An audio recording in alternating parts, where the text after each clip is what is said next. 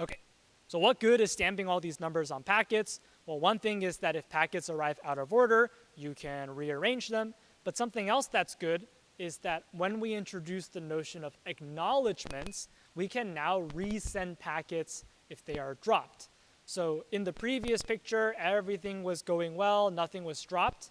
If something was dropped, then the recipient will not acknowledge the thing that was dropped because the recipient didn't get it.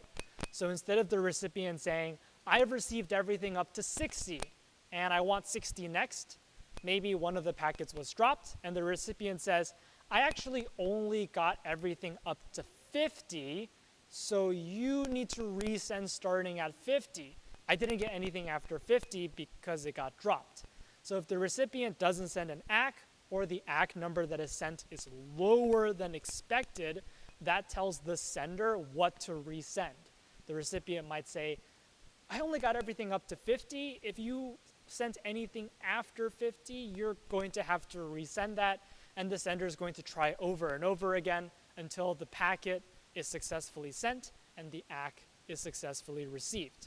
And as we mentioned earlier, if the ACK is somehow dropped, then the sender will just pretend like the packet wasn't received. We'll send the packet again, and the recipient will get 2 copies of the packet, but that's fine.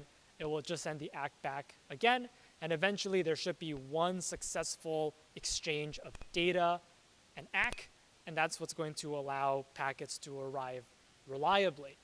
Now, one thing we're not going to talk about in this class, but if you take a networking class, they might talk more about, is the fact that if packets get dropped, TCP will usually slow down because it thinks that the network is congested.